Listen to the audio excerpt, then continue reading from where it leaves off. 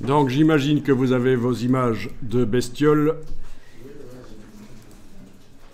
On va aller sur la couverture, enfin qui est quelque part la page d'accueil de l'article, mais voilà, on imagine que ça pourrait être un document et c'est la première page de couverture. En tout cas, c'est la page ici, la première page dans InDesign, et on va aller faire un design dessus. Donc je vais peut-être ici quand même passer en affichage normal pour voir les marges déjà. Alors les marges sont celles qui venaient du gabarit A. C'est les marges pour les pages de droite du gabarit A. Mais à un certain moment, on a déplacé cette icône 100. Je vais resserrer un peu, voilà. Cette icône 100 a été déplacée sur la page pour dire non, non, ce n'est pas le gabarit A, ce sera une page de couverture. Il n'y a pas besoin de voir les constructions comme sur les autres pages. Vous voyez, les constructions, les lignes bleues. Non, il n'y a pas besoin de voir ça. Mais malgré tout, les marges sur cette page sont restées celles du gabarit A. Vous avez un espace ici, le petit fond, tout près de la reliure. Tout près de la reliure. Il a été choisi ici de mettre plus d'espace près de la reliure, pour que le texte ne soit pas trop près de la reliure. Et donc c'est ça qu'on se retrouve ici, avec cette page avec des marges bizarres. Bon, donc, on va tenter d'aller modifier les marges spécifiquement pour cette page. Dans la palette page, c'est elle qui est sélectionnée. Vous allez dans menu page, en haut de l'écran. Ah ben oui, à pas confondre avec la palette page. C'est menu page sans S au bout de page. Menu page, marge et colonne. Voilà. Et là, on va aller modifier pour cette page les marges. On va remettre la chaîne ici éventuellement. Voilà. Et 12,7 de marge, ça peut être bien. C'est un demi-pouce anglais, 12,7, puisque le pouce anglais, c'est 25,4 mm. Voilà pourquoi on a cette mesure bizarre de marge. C'est les marges que, normalement, InDesign vous propose d'office pour les documents. Voilà. Donc on a des marges 12,7, un demi-pouce de chaque côté. Et évidemment, ça ne s'imprime pas, c'est juste pour vous indiquer de ne pas mettre des éléments importants trop près des marges. Vous pouvez enregistrer le document.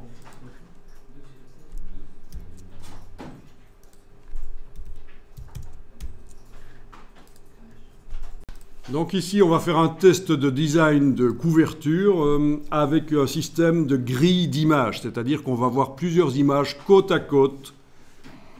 C'est un système, quand on n'a pas trop d'idées pour faire une couverture, ça peut être une idée. On prend des images qui vont finalement se retrouver dans le document et on les montre sur la première page. Voilà, là par exemple, pour les encyclopédies nature pour les enfants, ce sont souvent des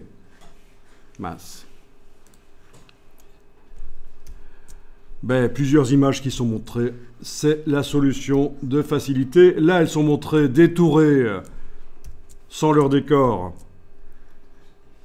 Mais on va faire encore plus facile, on va faire une grille d'images où on ne va pas devoir détourer. Ceci dit, le détourage est devenu facile avec l'intelligence artificielle dans Photoshop. Ah, voilà une avec des images non détourées. Voilà, c'est habituel, voilà, c'est sympa. Vous avez vu, vous voyez l'idée. Alors, il y a différentes manières de le faire. On va faire un système, ce qui nous permettra de notamment utiliser les scripts. Donc, vous allez activer cet outil rectangle qui est prévu pour mettre des images dedans. Techniquement, il est tout à fait possible également de mettre des images dans un bloc qui aurait été créé avec cet outil-là d'à côté. Mais, par convention, en imprimerie, les blocs qui vont contenir des images, quand on fait le projet sur le papier le projet de la mise en page, on les indique avec des diagonales. Donc vous allez prendre ce bloc-là, vous allez positionner par exemple en haut à gauche de la marge et vous allez le tracer vers le bas à droite. Et en principe, le magnétisme est enclenché, ça doit coller. Alors ici, je vous montre le Pinterest. Le Pinterest de quelqu'un qui... Ah ben c'est Shutterstock en fait, voilà. Sur Shutterstock, il y a différentes images qui montrent des projets de mise en page. Oui, parce que normalement, avant de faire une mise en page, on fait des projets. Et ce qui est caractéristique ici, vous le voyez, c'est qu'en effet, les images sont montrées avec des diagonales sur pas mal de ces projets, en fait. Hein. Vous voyez, donc l'emplacement qui sera utilisé par les images. Donc c'est une convention qui date d'il y a longtemps chez les imprimeurs, en fait. Voilà.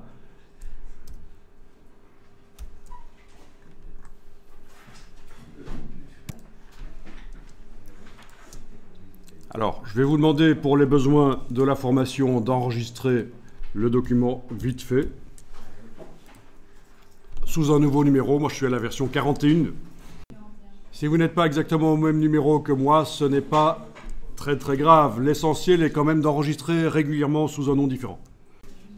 Alors, ce bloc ici, on va le diviser en plusieurs petits blocs. Et on va même demander que le bloc d'origine, celui-là, disparaisse dans le processus. Et pour ça, on va utiliser ce qu'on appelle un script. C'est une automatisation, une macro, une routine. Il y a ça dans Illustrator, Photoshop, InDesign. Il y a des scripts qu'on peut faire soi-même, des scripts qu'on achète et qu'on ajoute à InDesign. Il y a aussi les scripts qui sont fournis avec InDesign. Donc on va aller chercher ceux qui sont fournis avec InDesign. Vous avez bien votre bloc qui est sélectionné avec la flèche noire, et vous allez maintenant dans menu fenêtre utilitaire script, fenêtre utilitaire script. Là-dedans, vous avez des scripts qui ont été créés par la communauté. Ouais. Vous avez les scripts qui sont créés par l'utilisateur, c'est vous, le dossier est vide. Et vous avez les scripts de l'application fournis avec InDesign et les échantillons de scripts pour que vous puissiez tester. Ils sont en 3 programmations de scripts, en AppleScript, en JavaScript.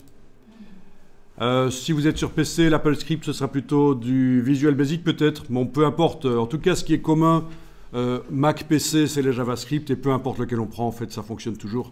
Vous allez ouvrir, par exemple, les scripts JavaScript. Alors, quel est le peintre le plus célèbre en Belgique? Ah ben, vous allez prendre le script Make-Grid. C'était une blague. Vous double-cliquez sur le script Make-Grid. Votre bloc est sélectionné.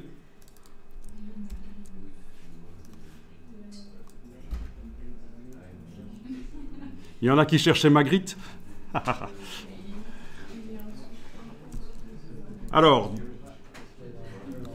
c'est à cet endroit-ci que parfois certaines personnes pètent les plombs parce qu'ils sont dans la version française de InDesign et malheureusement pour eux, ils détestent l'anglais, mais il y a de l'anglais. Le script n'a pas été traduit en français. Donc, ce qu'on va faire ici, c'est qu'on va déterminer le nombre de rangées et de colonnes. Donc, ne cliquez pas trop vite sur OK parce qu'on va devoir modifier les choses. Donc, par exemple, 5 rangées, 5 colonnes, ça paraît bien. Non, on n'a pas assez d'images. Ah, vous êtes grave. Essayons 4 et 4. Ouais, 4 et 4, ça peut être bien. Ça va nous faire 16. Oui, c'est toujours plus que le nombre d'images qu'on a, mais c'est pas grave parce qu'on va faire, vous allez voir après, il y a certains blocs qui vont s'agrandir. Entre les blocs, je veux pas d'espace, donc je mets gouttière de rangée et gouttière de colonne, je mets 0. Type de bloc, on peut mettre graphique, oui, ça c'est bien, ça fera des blocs avec des diagonales tout de suite. Et ceci doit être coché. L'objet original actuellement, le grand bloc, va être supprimé dans le processus. Vous cliquez sur OK. Et voilà.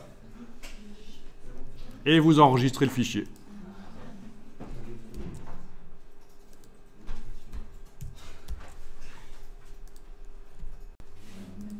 Vous pouvez faire un commande A sur le Mac, CTRL A sur le PC, ça correspond donc à tout sélectionné, oui. C'est où? C'est édition, tout sélectionné, voilà. Voilà, ils sont tous sélectionnés. Et on va pouvoir éventuellement les grouper, objets, associés, donc le CTRL G sur le PC, commande G sur le Mac. Et voilà. Et vous avez des pointillés qui vous indiquent que vous avez affaire à un groupe. Quand vous avez affaire à un groupe, eh bien, en cliquant sur n'importe lequel des objets, si je clique par exemple à côté et je viens cliquer sur n'importe lequel des objets, c'est le groupe qui s'active évidemment. Ah oui, la palette des scripts, là on peut la fermer, on n'en a plus besoin. Voilà. Donc par exemple, je prends ici la poignée là et je redimensionne. Voilà.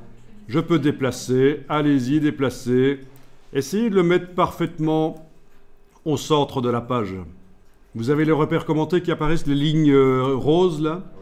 Super. Donc les repères commentés vous aident à placer parfaitement au centre de la page.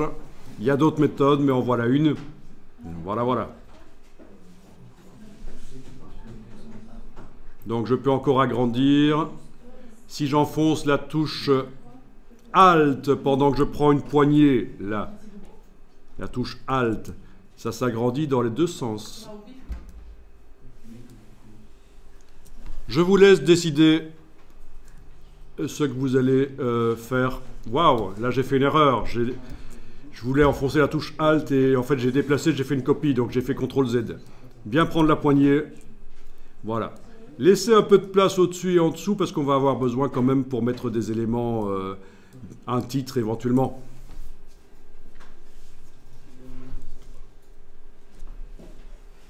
Alors, ce qui est peu connu, c'est que comment est-ce qu'on fait pour avoir accès à un des blocs, seulement un des blocs qui font partie du groupe. On double-clique dessus. Oui, ça marche, en effet. C'est une solution. Sinon, il y a une autre solution. Ah oui, c'était intuitif et simple. Hein. OK. L'autre solution, là, je ne la vois pas apparaître pour l'instant, donc... pourquoi? Si, elle est là. Voilà. Vous avez l'autre solution, c'est ceci. Vous cliquez là-dessus, en ayant votre groupe sélectionné, vous cliquez là-dessus. Là, oui, voilà, c'est là. Pour descendre dans le groupe. Et une fois que vous êtes descendu dans le groupe, il y a un des blocs qui s'est sélectionné. Et vous pouvez passer en revue facilement tous les éléments du groupe, soit dans un sens, soit dans l'autre. C'est les deux icônes ici. Donc ça pourra vous servir pour la suite. Et pour sortir, revenir au groupe, remonter la hiérarchie, c'est ça. Mais ce sera surtout utile quand on aura des groupes et des sous-groupes, ceci. Voilà. Quoi qu'il en soit, on va maintenant régler les blocs pour que quand on amène des images dedans, elles arrivent et se redimensionnent toutes seules. On va faire un premier test pour prouver que quand on amène une image dans le bloc, elle ne se redimensionne pas toute seule. Et puis après, on va voir qu'on peut automatiser.